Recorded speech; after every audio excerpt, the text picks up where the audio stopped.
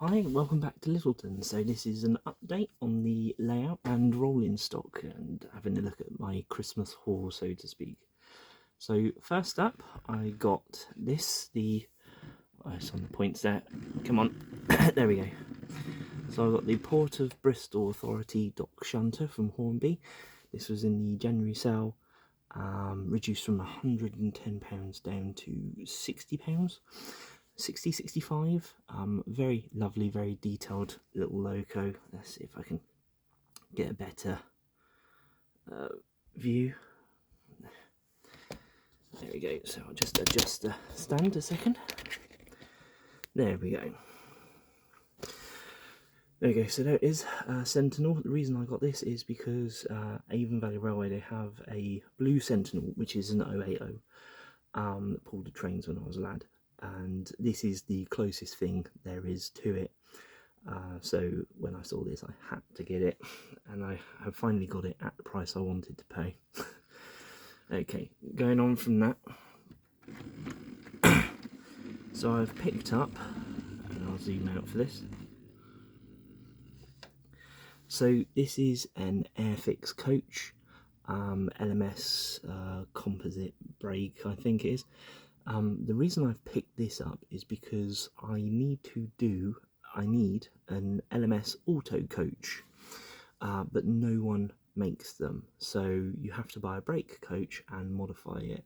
This was £10, supporting Squadron 92 at Neen Valley Railway, so I bought it second hand off them. It needs a couple of replacement gas lamp vents there, but I will replace those if the modification to the end to turn it into a dry-in trailer goes okay. If not, then the whole thing's going to go in a bin or get turned into a scrap wagon. Also picked up another XLMS coach.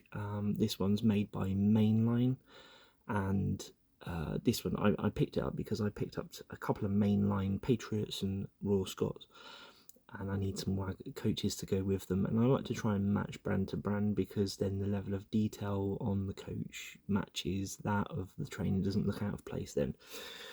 So to go with those Royal Scots, the Royal Scot and the Patriot, I'll start collecting some of these Mainline coaches. They're quite cheap, about £10, £12, £15. Okay, so again, at Neen Valley Railway, supporting some of their people with restoring wagons and stuff. They were selling these. This was £6.50 each. These are old Graham Farish wagons, Bass Bury, Burton-on-Trent. So Burton-on-Trent is on the was part of the Midland network, so matches the era I'm modelling. The only thing that doesn't match the era I'm modelling at the moment is that Sentinel, but that was I had to get that. I don't care about the era when it comes to sentimental stuff like that. Following on from that, I've got this lovely Jones's wagon by Dapol. Can't remember the name of the company that sells it, but they're doing the Dad's Army range. They're really lovely wagons, so very happy with that.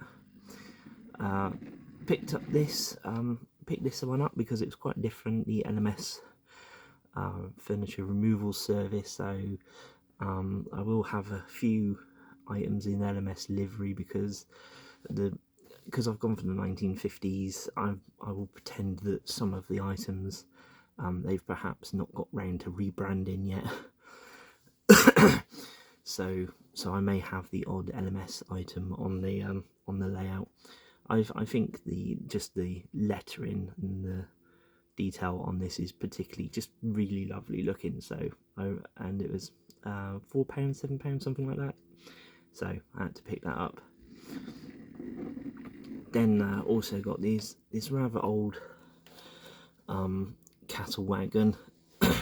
As far as I can tell, these are the only XLMS wagons in BR livery that you can get, and they're made by Triang way back when, so So that's that. To go with the livestock wagon though, I've got plenty of livestock, cows and sheep. Let's see, what else have I picked up character wise? So done a bit of shopping around.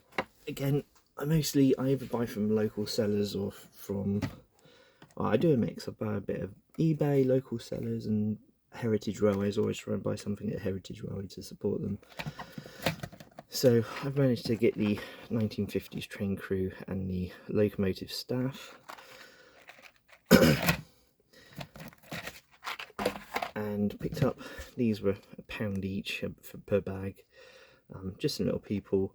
They'll have their legs cut off and be stuffed into carriages. I mean, their clothes are a bit garish, but inside the carriage you won't notice. And especially once their legs are cut off, you won't be able to tell what colour the trousers are. So for the farm, I've got the granite wall pack. And then I've actually got the farm itself. So I started off with the equipment shed, now have home farm itself and the barn as well, which has a it's got a little access steps on the back to the upstairs bit. I'll show you the back of home farm. So it's got a small outhouse on the back there. The only problems with these, or the home farm, is it has this round hole in the bottom, so detailing the interior is going to be a tricky job. I'll probably have to remove part of the base in order to make it big enough to get in there. Let's see, yeah, oh yes, my main present from Santa, which I'm very pleased with. This one's a bit of a bargain find. I say bargain, it was a well, I think it cost Santa £80. Thank you, Santa. It's the Colliery set, and it's limited to a run of 1,000. So for a run of 1,000 for 80 quid, it's one of 1,000. You get 7 wagons, the engine and the brake van, and it is tender driven. That's the only sort of drawback with it. But absolutely loves it. I loves it. I does.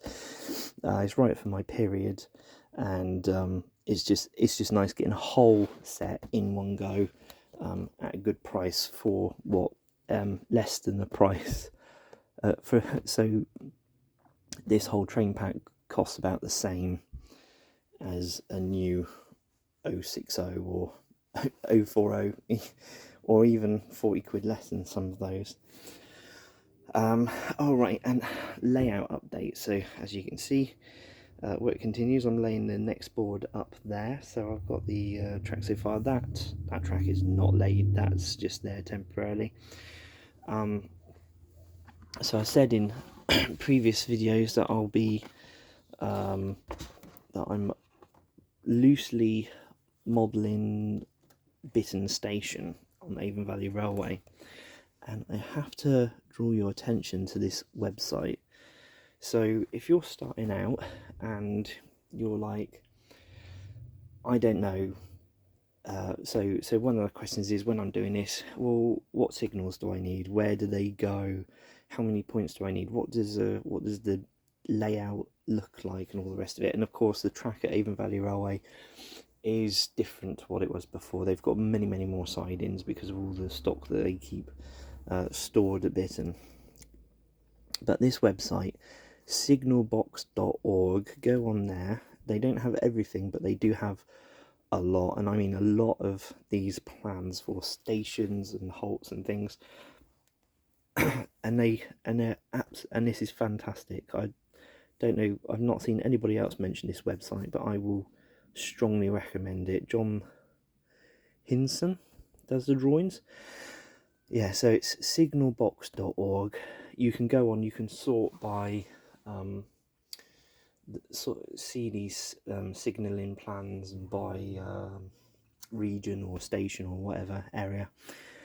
And so I managed to pick up Bitton, and you can see here it's got the directions of the track clearly laid out, the different lines, the points that are needed, where the ground signals are, where the semaphore signals are and what type they are, the location of the signal box, the goods shed, the state of the platforms themselves, and the bridge there as well, so I can see that there is a bridge there, which I won't be modelling that bridge, or not at least there anyway. But this has given me, one of the things I've been struggling with is figuring out how all the points are going to work there and how many lines of sidings I need or want. So this gives me my starting point, and then of course I've printed off from Pico the printouts for the points, so that rather than buying them I can just use the printed versions, lay them out, see how it all fits, make modifications where needed. So for example, if I need to combine any points into like a double slip or a single slip or something, or perhaps if I can't fit something in, then I might reduce the number of sidings. For example, what I may not do is I may not do this siding, I might not have the space for it, and again, to save on space, because I'm using long points, doing this pass around the goods shed will be quite difficult as well. And there's a siding here, so I'm hoping I'd like to do all of this. If I can, I'll probably reduce it by getting rid of the loop round and getting rid of one of the sidings, and worst case is this siding won't be done, including the loop round, and maybe one of those sidings won't be done. So that'll be worst case. I've got enough space for 2 lines comfortably. So I just need to sort of like figure that out, just see how it all fits, because of course I want some space here for building sceneries, a good yard for vehicles turning around and all the rest of it. But that's the update for now. I'm going to crack on with placing down that new board so that I can actually start drafting out the points, and then I'll be able to go from there. Yeah, hope you enjoyed the video. That's just a quick post-Christmas update, and I'll make another one soon. Bye.